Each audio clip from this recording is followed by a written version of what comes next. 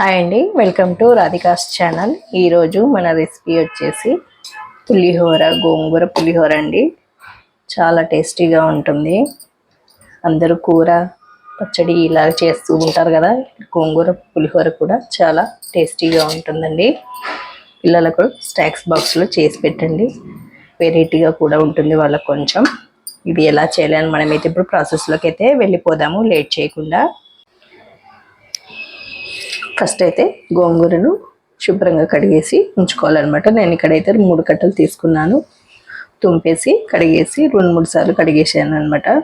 మట్టి ఎక్కువగా ఉంటుంది గోంగూరకు, అందుకోసం 2-3 సార్లు అయినా కడుక్కుంటే మనకు మట్టి అనేది లేకుండా ఉంటుంది. ఇప్పుడైతే ఇది పక్కకు పెట్టేసుకుందాము. స్టవ్ వెలిగించుకొని కడాయి పెట్టుకొని కొంచెం ఆయిల్ వేసుకోవాలి. 1 గరిటె వరకు ఆయిల్ వేసుకోవాలి. ఆయిల్ వేడెక్కనివ్వాలి. ఇందులోకి ఒక 4 పచ్చిమిరపకాయలు వేసుకోవాలి. మిరపకాయలు అయితే కొంచెం వేగనివ్వాలి.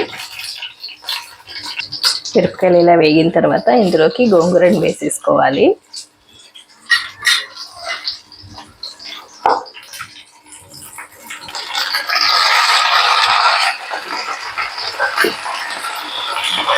ఇప్పుడు ఆకంతా మగ్గిపోవాలి. ఒక 10 నిమిషాలు ఉడికించుకోవాలి. ఒక 5 నిమిషాలు కానీ 10 నిమిషాలు కానీ మగ్గిపోతే మనకు దగ్గర అయిపోతుంది ఆకంతా. ఇప్పుడు ఇందులోకి గోంగూరకు తగ్గట్టు ఉప్పు వేసుకోండి.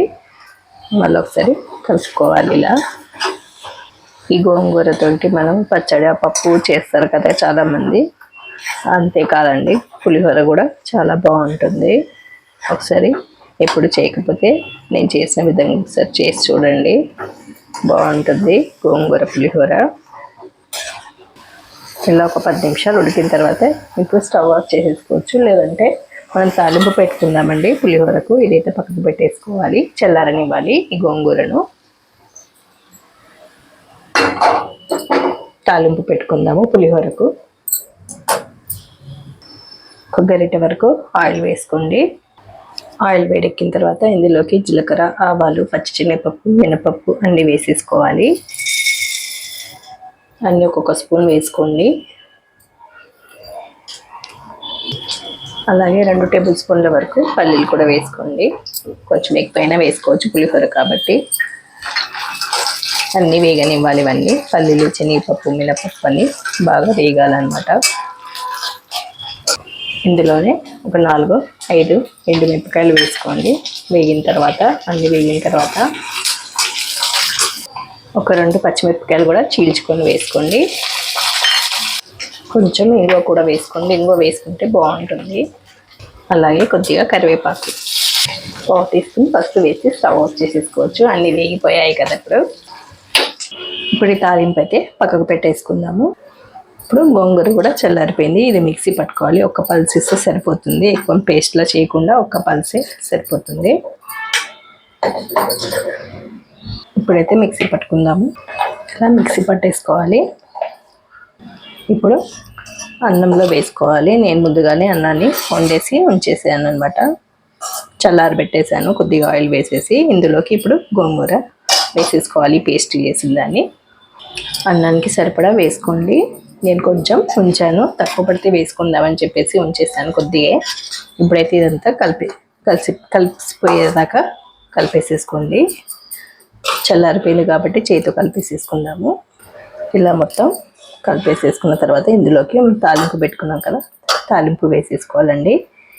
ఉప్పు తక్కువ అనిపిస్తే వేసుకోవచ్చు, లేదంటే సరిపోతే వదిలేసేయండి. నేనైతే ఉప్పు ఏం వేయట్లేదు. ఫస్ట్ గోంగూరలో వేసుకున్నాం కాబట్టి ఉప్పు ఏం అవసరం లేదు, తక్కువ అయితేనే వేసుకోండి. ఇప్పుడు ఈ తాలింపుని ఇందులో వేసేసుకోవడమే.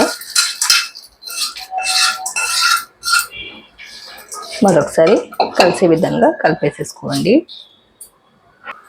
ఇంతేనండి, గోంగూర పులిహోర చాలా టేస్టీగా ఉంటుంది. 1 ముద్దకు 4 ముద్దలు తింటారండి, అంత బాగుంటుంది. ప్లేట్లోకి పెట్టేసుకొని తినేయడమే. బ్రేక్ఫాస్ట్ కూడా చేసుకోవచ్చు అండి, చాలా బాగుంటుంది. ఇదండి ఇవాళ మన గోంగూర పులిహోర. టేస్టీ చాలా బాగుంటుంది. పిల్లలకు కూడా చేసి పెట్టండి, లంచ్ బాక్స్లోకి ఇష్టంగా తినేస్తారు. నచ్చిందా? నచ్చినట్లయితే లైక్ చేయండి, షేర్ చేయండి, కామెంట్ పెట్టండి. మరిన్ని వీడియోస్ కోసం సబ్స్క్రైబ్ చేసుకోండి. పక్కన ఉన్న బెల్ ఐకాన్ని క్లిక్ చేయండి. Thank you for watching. మరో వీడియోతో మీ ముందుంటాను. Bye bye.